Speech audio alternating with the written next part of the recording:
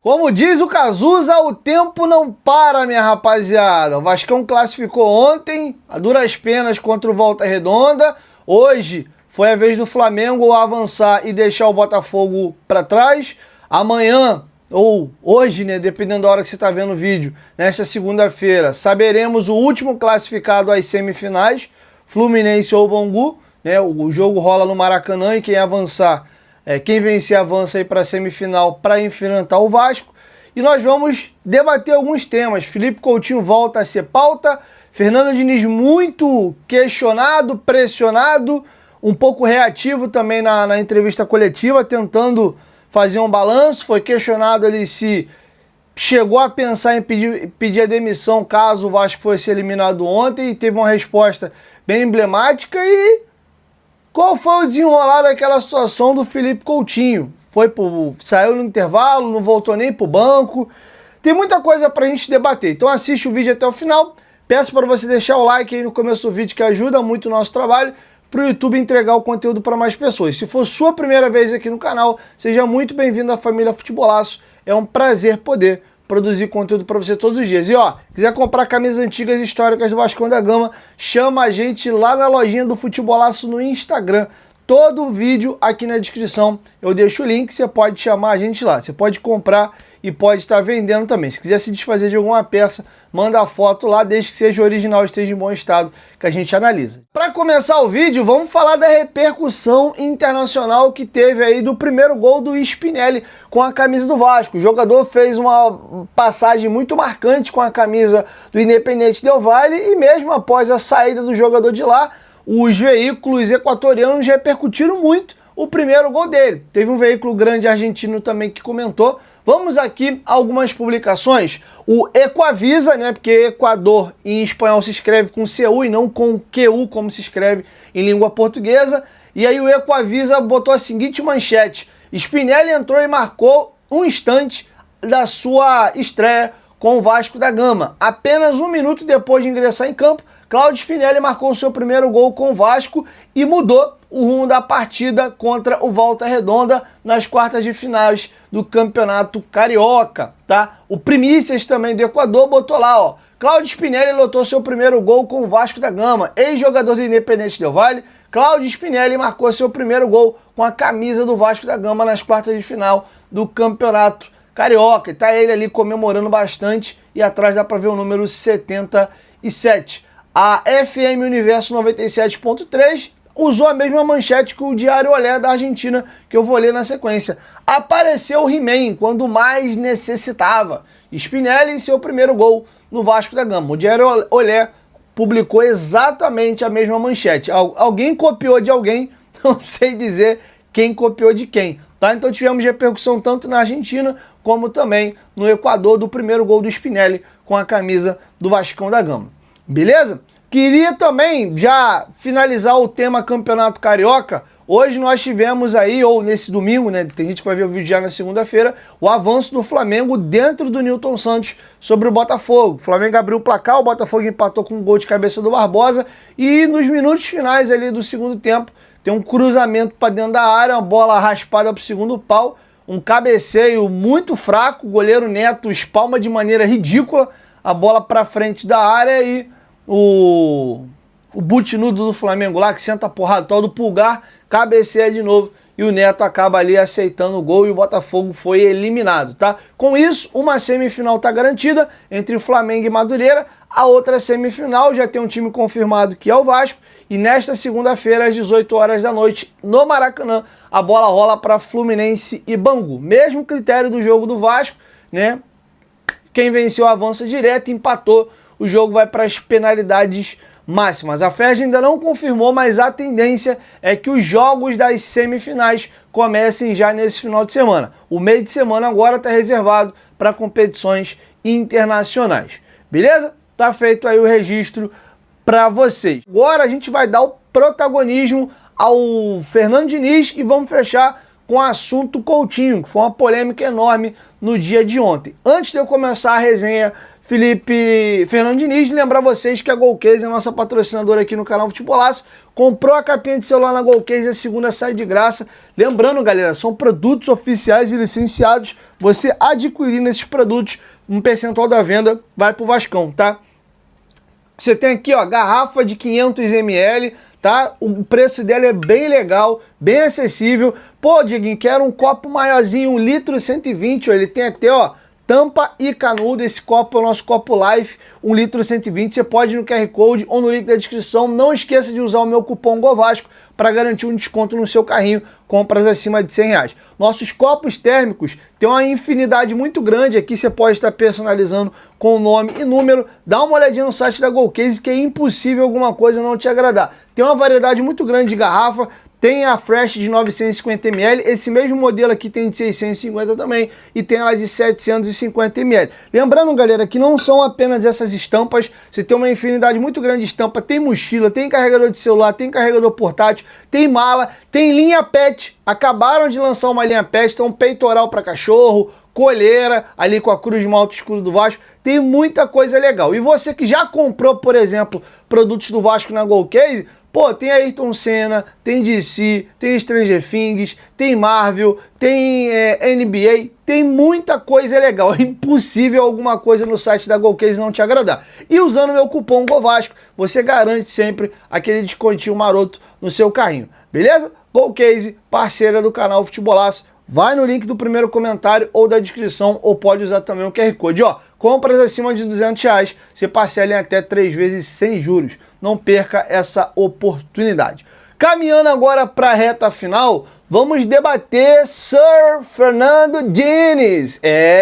Fernando Diniz está com a batatinha dele assando e muito dentro do Vasco. A torcida, pelo menos aí, já meio que soltou a mão dele. Muitos fazem coro até já pela sua demissão.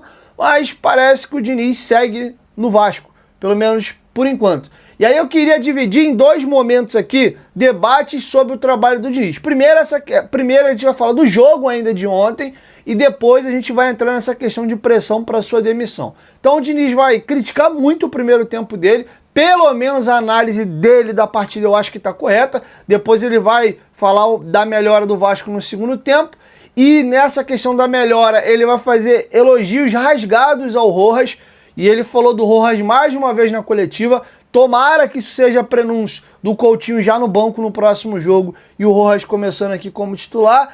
E também um questionamento que acontece. Ou um argumento muito usado para a galera que não quer mais o Diniz como treinador. Pô, o time cria, o time tem volume, o time vai, ronda a área do adversário, mas não faz gol, cara. E não faz gol e não ganha o jogo.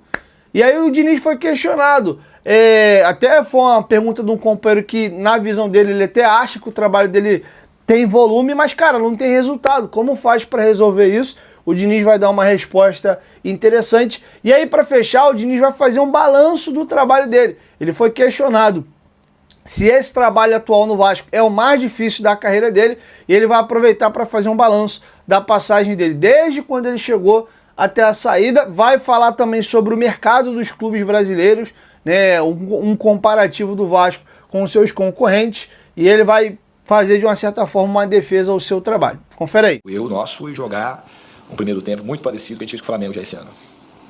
Terrível, sem margem de fazer um mínimo de análise positiva. Muito mal no primeiro tempo, em todos os sentidos. Mal tecnicamente, mal taticamente e principalmente mal animicamente. O segundo tempo do time foi ok. É difícil jogar. O Volta Redonda não é um time ruim, é um bom time. O Volta Redonda jogou contra os titulares do Botafogo, perdeu de 1-0, teve um gol anulado, teve mais umas 3 ou 4 chances claras de gol.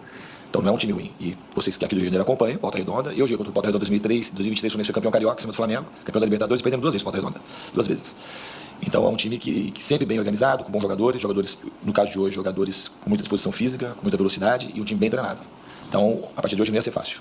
A gente entrou de uma maneira achando que ia ganhar de qualquer jeito e a gente virou perdendo de 1-0 e podia ter virado perdendo de 2. A verdade é essa. E no segundo tempo, todavia, a gente podia ter 3, 4 gols. E a gente não ofereceu contra-ataque quase nenhum pro Volta Redonda. Eu acho que mudança tática menos uma mudança de postura maior, que é a mesma coisa contra o Flamengo. Contra o Flamengo a gente teve uma amostragem muito pequena. No segundo tempo, muito provavelmente o jogo não seria aquele. O Barros foi expulso com 5 minutos, mas os 5 minutos iniciais era um outro jogo. A gente já estava com mais posse, o Flamengo estava marcando muito melhor, então a tendência era ser um jogo muito mais equilibrado do que foi o primeiro tempo. E hoje o que mudou foi o comportamento. A maneira de jogar não mudou tanto e tecnicamente alguns jogadores entraram produzindo bastante. Talvez o que mais produziu foi o Rojas. Entrou bem de novo e finalizando, com bons cruzamentos, com a bola parada dele também é muito boa. Acho que foi isso, mas a mudança principal foi no anímico do time. Acho que tem na vida, tem que ter uma coisa que é persistência. Se o time jogasse como jogou no primeiro tempo, se fosse esse o padrão do Vasco, ia ser muito ruim, muito preocupante. Agora o time quando produz, para mim ele está na iminência de começar a vencer jogos. O Vasco produz muito e oferece pouca chance para os adversários. É o que tem sido a rotina. Então acho que a gente tem que persistir. E tem coisas boas no time e coisas que a gente tem que corrigir. E corrigindo aquilo que a gente precisa corrigir e persistir, porque eu acredito muito que o resultado vai passar a vir.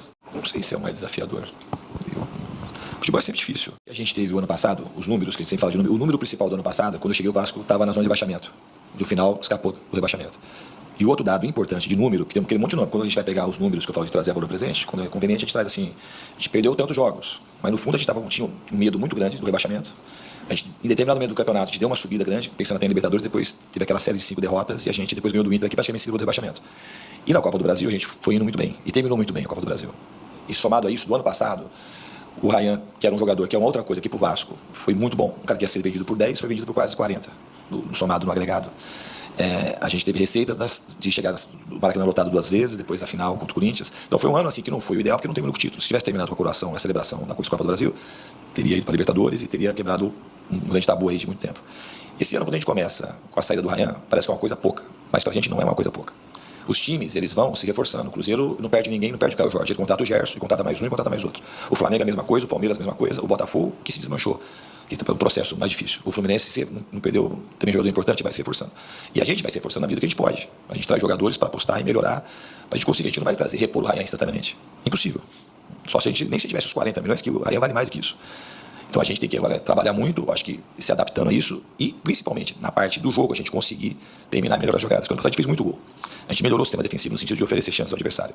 Estou falando de maneira geral, mas a gente tem criado, a gente está tendo que chutar muito e criar muito para fazer 1 ou 2 gols. Então é uma coisa que a gente precisa trabalhar e voltar a vencer de uma maneira continuada para a torcida voltar a abraçar o time e criar a sintonia que a gente terminou ano passado. Bom, tem uma coisa que o Diniz falou nesse primeiro bloco que me chamou a atenção, que é a questão, de fato, da maioria dos times estarem ano após ano melhorando.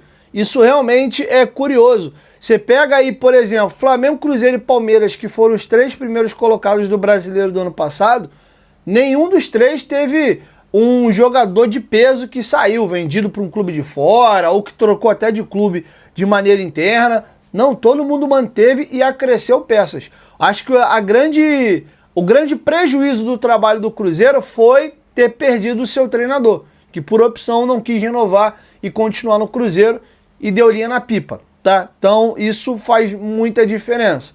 Agora, em termos de jogador, o Gabigol já era reserva mesmo, foi pro Santos, mas em linhas gerais, chegou o Gerson, chegou outros jogadores aí de peso. Flamengo e Palmeiras nem se fala, né? O próprio Palmeiras aí contratou o John Arias, né? Tá com negociações para repatriar o Nino pro futebol brasileiro. O time que deu uma esfarelada aí foi o time do Botafogo mesmo. O Botafogo tá numa lenha arada, saiu jogador pra caramba. Inclusive, um time que se reforçou bem nessa temporada e pegou o jogador do Botafogo foi o Fluminense, né? O Fluminense pegou o Savarino, que era o camisa 10 ali do Botafogo. Agora ficou o caminho mais livre pro Montoro tomar de conta da posição, que é muito bom jogador. Então, de fato, isso é uma questão. E o Vasco, e aí é um debate para quem quer ser da turma do deixa disso, apesar da janela do Vasco ter sido muito boa, e de fato ela foi muito boa, o Vasco perdeu o Ryan, cara. E aí, vamos pesar a balança? Hoje, isso pode mudar daqui mais um tempinho.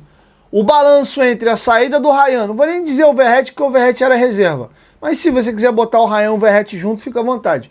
Mas o balanço entre a saída do Ryan e a chegada de todos os reforços de ataque, Brenner, Spinelli, Rinestrosa, o próprio Rojas, que não joga na posição do Ryan e sim na do Coutinho, se você for pegar o acréscimo desses jogadores de ataque com a perca do Ryan, cara, o balanço agora ainda está negativo. Eu acho que nenhum desses jogadores tem o potencial do Ryan. O Ryan chegou na liga mais importante do mundo e está arrebentando. Já marcou gol lá, já deu assistência, já botou bola na trave. Teve um pênalti não marcado nele, que inclusive era um jogo ali para ele marcar o gol, sofreu pênalti. Apesar dele ter cometido o pênalti, que o time dele tomou o gol. Mas o Ryan tá jogando muita bola lá já. Então eu acho que nenhum desses jogadores, por melhor que joguem com a camisa do Vasco, acho que conseguem superar o Ryan. Mas no todo, eu acho que o elenco de fato melhorou. Mas até que ponto o Vasco, em quanto tempo o Vasco vai conseguir reorganizar o time perdendo o Ryan? Tem um comentário do Diniz que ele cita, eu não vou lembrar se é nesse primeiro bloco ou no segundo, mas vocês vão ouvir isso durante o vídeo, que ele cita que do jeito que o Vasco produziu contra a Chapecoense, contra a Madureira, contra a própria equipe do Volta Redonda no segundo tempo, se o Ryan ainda tivesse no Vasco, ele tem certeza que o Ryan tinha guardado uns golzinhos, e esses jogos que o Vasco teve um volume absurdo, muito provavelmente o Vasco teria saído com os 3 pontos. E eu até acho que ele está correto. O que eu acho perigoso, e eu acho que já está passando um pouquinho do ponto, é o Diniz ficar usando de bengala, às vezes, a saída do Ryan. Cara, o Ryan já tem mais ou menos um mês, ou quase isso, que ele saiu, e não tem o que fazer, irmão. Ele foi embora, agora tem que resolver com quem tá aí. Se não tem o Ryan para fazer os gols, alguém tem que fazer. É o Spinelli, é o Brenner, é o Andrés Gomes, é o Nuno, é o Coutinho, é o Rojas, é o Puma, que começou o ano fazendo gol. Não sei, mas ficar toda hora usando de bengala, de que o Vasco perdeu o Ryan e por isso o Vasco está conseguindo performar e criar, mas não consegue matar o jogo fazendo os gols, não dá. Isso bota uma pressão também no Brenner e no Spinelli, que chegaram ali para ser o 9. O Ryan tá jogando na Inglaterra de ponta e jogava de ponta até o Diniz tirar o Verratti do time, mas de fato a gente tem que ter o Ryan no Vasco. O comparativo do ano passado é de centroavante, tá? Porque foi onde ele jogou a maior parte da temporada. E agora vamos aí ao problemaço. Qual é o problemaço? A pressão que tem hoje da torcida do Vasco para a saída do Diniz.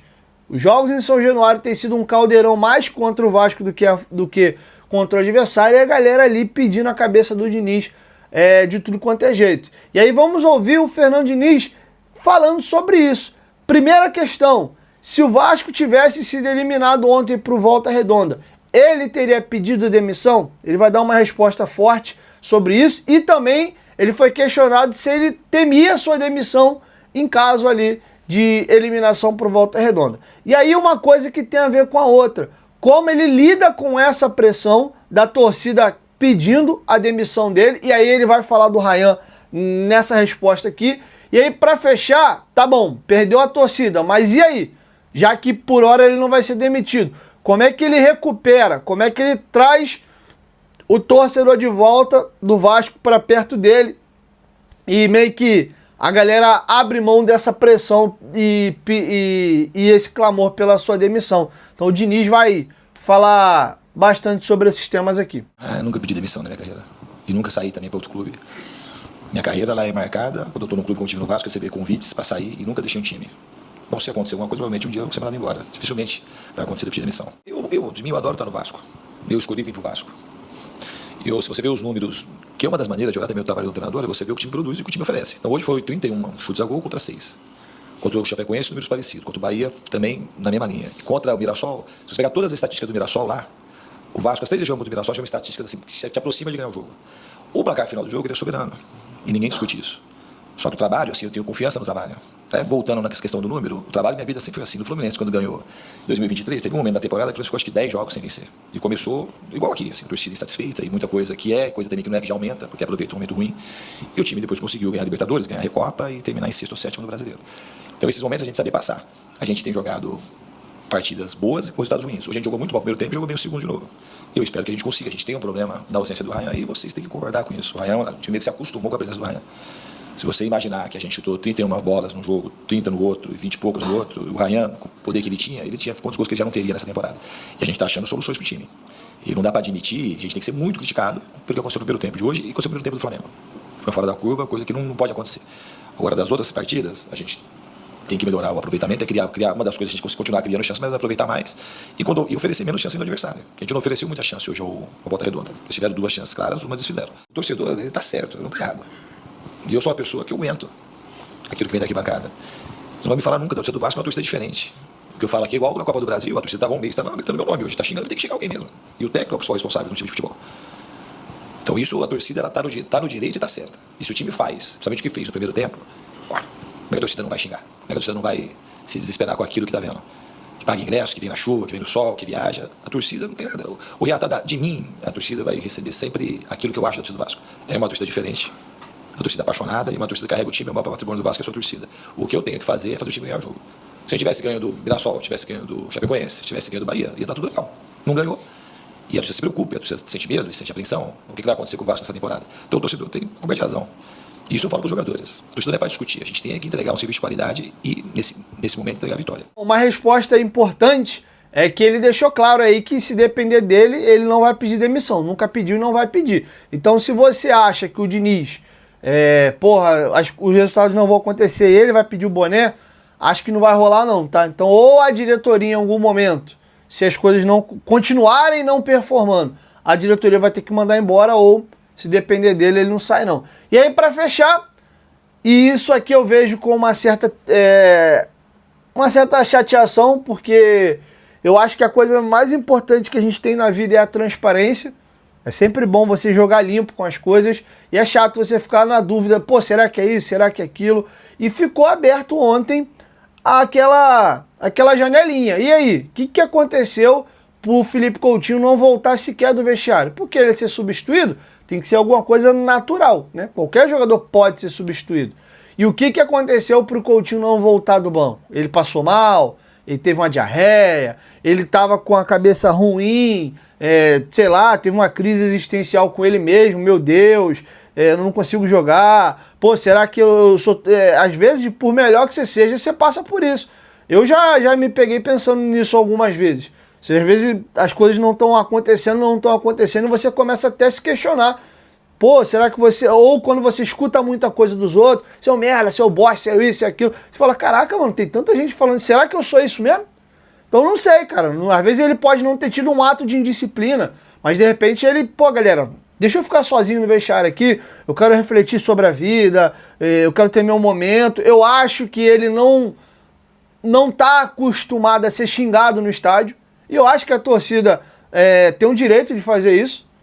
Ninguém tacou pedra nele na rua, não, foi na arquibancada ali, a galera não tá satisfeita com o desempenho dele. Então acho que é válido. Você pode achar que foi justo, é injusto, aí é outro departamento. Mas achar que a torcida está errada em se manifestar dessa maneira, eu acho que não. Acho que é um direito. E para ele eu acho que isso é muito novo. Vamos lembrar que ele sai do Vasco como uma das maiores promessas do futebol brasileiro. Ele demora um pouquinho a vingar. Ele vai para Inter de Milão, não tem minutos, é emprestado ao Espanhol, dá uma rodada por algumas equipes menores até ter a oportunidade de ir no Liverpool. E ali no Liverpool a carreira dele deslancha. Então ele sai da Premier League como não sei se ele é ídolo do Liverpool, mas ele é um cara com uma passagem muito grande. Não sou torcedor do Liverpool aqui para poder cravar se ele é ou não. De fora, olhando daqui, parece que ele, né, tem um tamanho bacana lá. Mas era o 10 do time, super badalado. Foi comprado pelo Barcelona para ser o substituto do Neymar, quando o Neymar é vendido para o Paris Saint-Germain. Inclusive, a época foi a segunda maior transação da história do futebol mundial, atrás só do Neymar. Depois tiveram outras transações que superaram essa do Felipe Coutinho. No Barcelona ele começou a conviver com as tais lesões, as 3 cirurgias dele no joelho foi no Barcelona. Ele começa um pouco mais à frente, ele entra num declínio técnico na carreira. Então eu não sei, cara, se ele tá acostumado com isso. No Bayern ele foi campeão da Champions ali, chegou a ser titular do time um tempo, depois foi pro banco e tal. Mas enfim, e aí, cara, volta ao Barcelona, não joga e começa. O do Rail, não sei como é que a galera do Oriente Médio tratou ele lá, se vaiava, se aplaudia ele. E no Vasco, cara, a galera esticou muito, porque o Coutinho não vem jogando bem já desde o ano passado. Ficou muito mal 23, desculpa. Aí ele começa o 24 meio mais ou menos, tem uma arrancada ali no meio do ano e começa a empilhar jogo bom, gol, assistência. Passa até para aqueles jogos ali, Botafogo, Copa do Brasil, Ceará no Brasileirão, São Paulo. Teve um período ali que ele estava muito bem. E aí, já mais para a reta final da carreira do brasileiro, ele foi sumindo. Então, quando eu sugiro essa questão aí de pode não ter sido uma indisciplina, pode ter sido só uma coisa de, cara, deixa eu ficar aqui. Só que, pô, ele passou o intervalo inteiro no banco, Não é normal, tá? Inclusive o jogo foi pros pênaltis. Pô, ele não sabe que o jogo foi pros pênaltis? Ele é o capitão do time. Ele tinha que estar lá junto. E se ele não tem essa postura, ele não pode nem ser capitão. Capitão não é o cara que é o mais famoso, que é o melhor tecnicamente. O capitão é o cara que tem postura. É o cara que é líder. Eu acho até que essa braçadeira de capitão devia estar no braço do Thiago Mendes. Acho que o Léo Jardim tá bem entregue, mas o Léo Jardim é goleiro. Aí tem que conversar com o árbitro, ele sai lá do gol pra ele lá na frente. A gente sabe que o Léo Jardim é uma das maiores lideranças do grupo. Mas pensando em jogadores de linha, eu acho que o cara que tem um perfil pra isso, pra ostentar a braçadeira, seria o Thiago, e não o Coutinho. O Coutinho tem boca e não fala, é um cara introspectivo. Acho que essa braçadeira tá mal entregue, inclusive. Mas enfim, tem a possibilidade de também ter rolado uma indisciplina. Ele pode ter batido boca com o Diniz, pode ter chutado alguma coisa, a gente não sabe. E aí o Diniz ontem foi indagado 3 vezes sobre o porquê que o Felipe Coutinho não voltou do vestiário para o banco de reservas ao ser substituído. Para fechar, depois da coletiva, tem um vídeo até da BTB ou é da TNT Esporte que eu vou deixar para vocês no final. E a galera indagou ele de novo. Já tinha acabado a coletiva, ele estava levantando para sair da sala de imprensa. E a galera, Diniz, pô, tem como você responder? Porque, pô, a galera tá perguntando muito isso. Provavelmente devia ter uma galera olhando o comentário ali no Twitter ou eventualmente transmitindo a coletiva por live. E a galera perguntando. E o Diniz foi indagado já após a coletiva por que o Coutinho não voltou pro banco. E aí vocês vão ver a resposta dele ali e eu complemento no final. E a outra pergunta qual que era? O Coutinho não voltou para o banco de reserva. Ele não estava bem no jogo, não estava legal e ele resolveu tirar. Não, em relação ao Coutinho comigo, a relação com o Coutinho é muito, muito próxima, mais próxima do que vocês imaginam. Muito, é muito boa, uma relação ótima. Faltou a resposta do que o Coutinho não voltou do vestiário. Por que o Coutinho não voltou? Eu nem percebi, claro, eu não posso responder isso. Então, a torcida está perguntando por que ele ficou no vestiário. Mas eu não sei, porque eu não estava curtindo todo o jogo. Não respondi todo o jogo. Não sabe o motivo, mas preciso responder até agora. Não dá, eu sei aqui.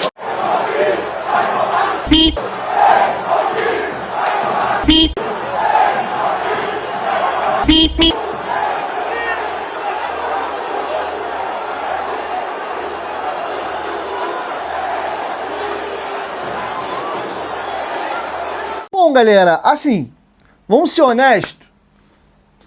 O Fernando Diniz, pra mim, não quis falar sobre o assunto. Porque vamos falar a verdade. Pô, o Diniz não prestou atenção hora nenhuma que o Coutinho não voltou do banco. Ele tem que olhar pro banco para fazer substituição. Com certeza, ele troca conversa com os seus auxiliares. Você não passa o jogo inteiro olhando para frente, você olha pro lado, às vezes vai esticular alguma coisa. Pô, ele não viu hora nenhuma. Vamos até dar uma colher de chá que, pô, ele não percebeu que ele não voltou do vestiário. Mas, pô, ele não viu hora nenhuma. Inclusive, na hora de bater os pênaltis, que os jogadores fizeram a roda, ele não viu hora nenhuma. Ele não quis falar. Isso pra mim tá claro. Agora, por que ele não quis falar? Ele não querer falar, pra mim, passa o feeling de que alguma coisa deselegante aconteceu. O que? Não faço a mínima ideia. Só que ele não quis jogar isso pra fora para não gerar um problema, né? Aumentar a situação. Então, assim, não tem como cravar nada aqui. Inclusive, acho que independente do placar, do resultado do próximo jogo, seja o Vasco ganhando, perdendo, empatando, o Coutinho sendo titular, reserva, não importa. Eu acho que essa pergunta deveria ser feita de novo na próxima coletiva. Ou alguém conseguir apurar e trazer essa informação, independente do Diniz querer falar publicamente ou não. Porque a gente precisa saber o que aconteceu, cara. Por quê? Vamos somar. A gente teve o episódio da substituição que ele sai rindo no jogo anterior do Brasileiro contra o Bahia. Não gostou, foi irônico quando a torcida vaiou ele a primeira vez. E aí, o filme é esse. Ele está indo pro vestiário, a torcida mandando ele, Coutinho vai tomar caju, e aí termina, né, ele chegando no vestiário tendo a notícia que ele tá saindo do time no intervalo para a entrada do Rojas. Algo que não é comum. Eu não lembro do Coutinho ter sido substituído no Vasco em algum jogo no intervalo. E aí, depois de ser xingado, de ser substituído no intervalo pela primeira vez, ele não volta.